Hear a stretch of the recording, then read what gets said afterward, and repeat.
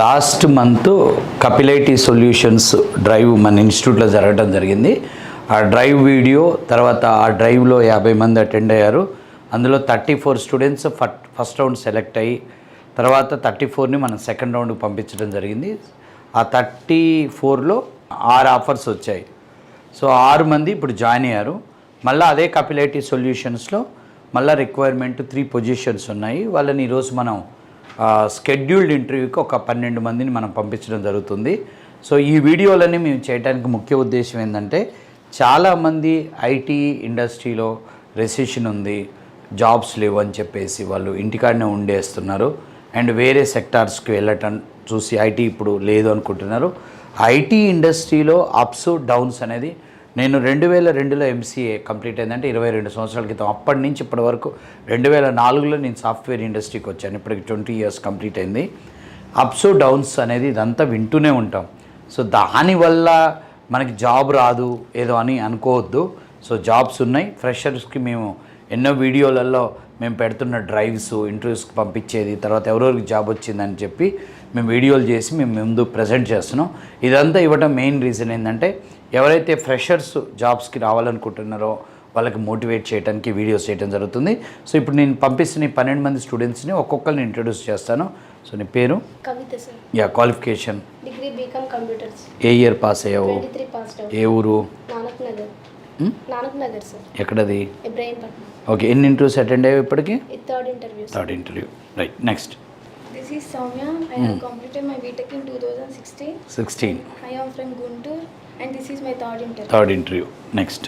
My name is Sanam. I completed my graduation in the stream of BSc in the year 2023 and this is my third interview. From which location you are?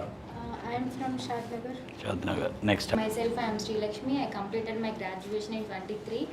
I am from Graduation అంటే ఏంటి? BSc Computers. Okay, ఇప్పుడు ఎన్ని interviews ఇది? Fifth interview. Next. I am Rishita. I have completed my graduation in BCom Computers in the year 2022. I am from Nandita. ఎన్ని interviews attend అయ్యావు? 15. Right, next. ఎన్ని? 15. బాగానే attend అయ్యి ఉంటాను. 15 అయినాయో 20 అయినాయో? ఓ 20 టచ్ అయ్యి ఉంటాయి, కాలేదా? 15 నుంచి 20 అయ్యి ఉంటాయిలే కానీ. Next. My name is Kirti. I have completed my BSc in the year 2003 and I am from Malari Tribunal. I have attended 5. This is my 5th interview. This is Vinya. I have completed my graduation in 2023. Graduation అంటే ఏంటి? BSc, BTech, అది చెప్పండి క్లియర్గా. I am from Amalvaram. Yeah. This is my fifth interview. 5th interview. Next. This is Sudha and I have completed my BSc Computers in the year of 2023. I attended 3 interviews. It's 4th interview. My name is Shivashankar. I have completed my BTech in Electronics and Communication Engineering. I have 2023 pass out and now I have attended 7 interviews. This is my 8th interview. This is Revant. I completed my degree BCom Computers in 2022. I am coming from Guntur. I attending multiple interviews. Around నీ number చెప్పొచ్చు, ఏం కాదు, motivate అవుతుంది జనం. Around 25. 25 interviews. Hi, I am Dinesh Kumar. MBA and MBA చేశారు. ఎప్పుడు pass అయ్యారు? 12 sir. 12లో MBA complete చేశారు. ఆ 12 తర్వాత ఏం చేశారు? Accountant జాబ్ చేశారు. సో ఎన్ని ఇంటర్వ్యూస్ అయినాయి ఇప్పుడు? Second interview. Second interview. Right, next. Hi, this is Srikanth. I have 1 year experience in IT, so I'm looking for experience job. Yeah, తను ఆల్రెడీ ఒక జాబ్ చేసి మళ్ళీ అక్కడ ప్రాజెక్ట్ ఇష్యూ అయ్యి వచ్చాడు. సో మళ్ళీ ఈజ్ అటెండింగ్ ఇంటర్వ్యూస్ అగైన్.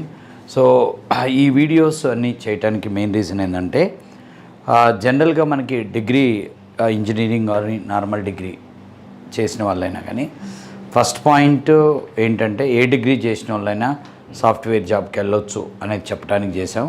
ఎందుకంటే ఇప్పుడు మా దగ్గర ఉన్న స్టూడెంట్స్లో మనకి ఇప్పుడున్న బ్యాచ్లో బీఫార్మసీ వాళ్ళు ఉన్నారు, ఫిజియోథెరపీ వాళ్ళు ఉన్నారు, ఏజీబీఎస్సీ వాళ్ళు ఉన్నారు, బీజెడ్సీ వాళ్ళు ఉన్నారు.